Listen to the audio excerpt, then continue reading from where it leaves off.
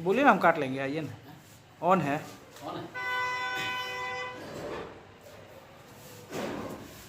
Hello guys, आ चुके हैं फिर MW यूपी सर के साथ आप जुड़ चुके हैं। फिर से हम लेकर आए हैं एक नया सा क्वेश्चन जो कि मैट्रिक में बार बार क्वेश्चन ऐसे आते रहते हैं, ठीक ना। आइए हम देखते हैं कि क्वेश्चन जो है कह रहा है कि सिद्ध करें कि √3 एक अपरिमेय संख्या है, ठीक ना। √3 क्या है? एक अपरिमेय संख्या है। अर्थात ऐसी भी क्वेश्चन कई बार कुछ देखने को मिला है वहां पे, ठीक ना। बच्चे क्या होते हैं, देख कर घबरा जाते हैं। कहता है कि सिद्ध करें कि √3 एक परिमेय संख्या नहीं है। अरे बाबू, जब परिमेय नहीं है तो क्या है? अपरिमेय ही है। बात वही कह रहा है, बस सोचने की समझने की थोड़ी सी सेंस बदलनी पड़ेगी आपको, ठीक ना। यहाँ भी वही बात कह रहा है कि परिमेय संख्या नहीं है। परिमेय संख्या नहीं है कि अपरिमेय ही है, सिद्ध करना है। तो देखिएगा, ऐसे क्वेश्चन हमेशा पूछे जाते हैं। 2 नंबर के आपके क्वेश्चन आएंगे, ठीक ना। देखिए कैसे बनाएंगे। सबसे पहले इसको मान लेंगे कि माना कि √3 एक परिमेय संख्या है। अगर वह परिमेय नहीं है तो मान लेंगे कि कैसा है? एक परिमेय संख्या है, ठीक है। तो जब वह परिमेय संख्या होगा तो यानी कि वो P/Q के रूप में होगा। इसी प्रकार से हम लिख सकते हैं कि √3 बराबर क्या हो जाएगा? P/Q हो जाएगा। क्यों? क्योंकि परिमेय माने हैं, तो √3 बराबर क्या हो जाएगा? P/Q हो जाएगा। अब ध्यान दीजिएगा थोड़ा सा, यहाँ पे क्या करना है आपको, ठीक ना, कि लिखेंगे कि दोनों तरफ वर्ग करने पर, ठीक है, दोनों तरफ वर्ग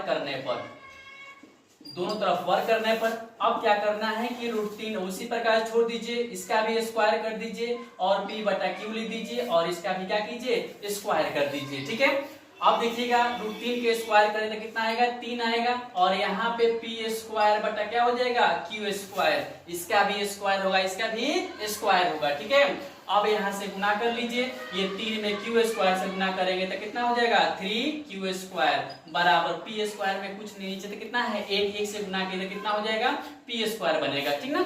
अब इसको इक्वेशन क्या करेंगे? फर्स्ट मान लेंगे। बात आ रही समझ में ना? ठीक है, आ रही है ना। आप पढ़े होंगे यूक्लिड वाला में, जहाँ पे A बराबर होता है BQ प्लस क्या होता है? R होता है।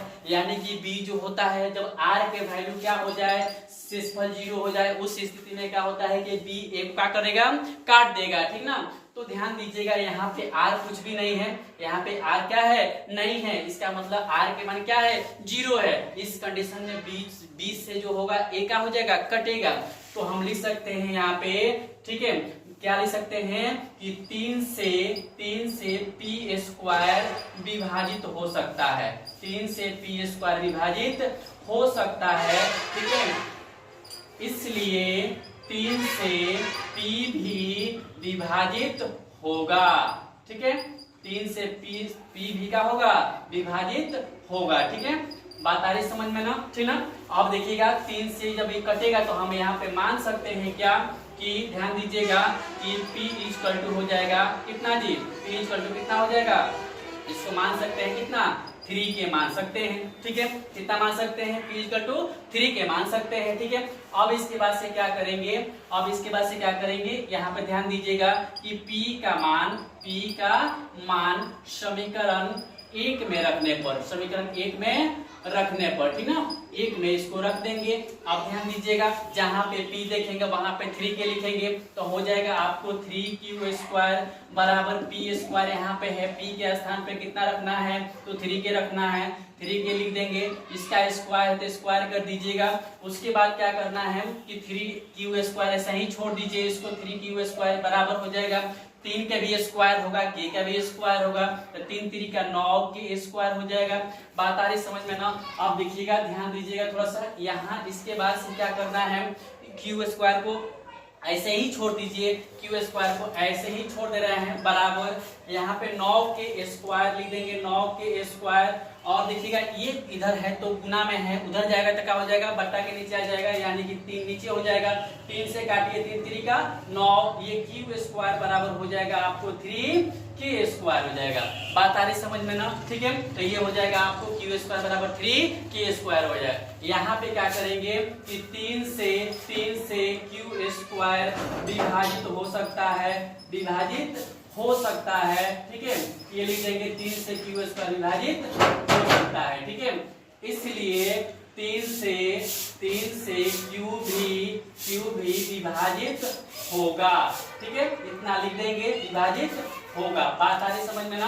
और जब ये विभाजित हो जाएगा, ध्यान दीजिएगा, तो यहाँ इसके बाद से क्या करना है आपको, ठीक ना, कि इसके बाद से क्या करना है कि 3 से क्यू स्क्वायर क्या हो जाएगा, विभाजित हो जाएगा। ठीक है, तो जब विभाजित हो जाएगा तो उस स्थिति में P और Q जो है, P और Q जो है दोनों में क्या है, दोनों में क्या है, 3 से दोनों का हो रहा है, कॉमन हो रहा है। तो हम यहाँ पे लिख देंगे, चूंकि P और Q में, ठीक है, 3 क्या है, 3 P और Q में 3 उभयनिष्ठ है। क्या है, उभयनिष्ठ है। ठीक है, P और Q में 3 क्या है, उभयनिष्ठ है। ठीक है, उभयनिष्ठ है, इसलिए हम कह सकते हैं, ठीक है, उभयनिष्ठ है, इसलिए ठीक ना, इसलिए RHS एक परिमेय संख्या है। या तो यहाँ पे हम लिख सकते हैं कि दोनों में क्या है, उभयनिष्ठ है। ठीक है, इसलिए हमारा मानना गलत है कि √3 एक अपरिमेय संख्या है। √3 एक परिमेय संख्या है। √3 एक परिमेय संख्या है।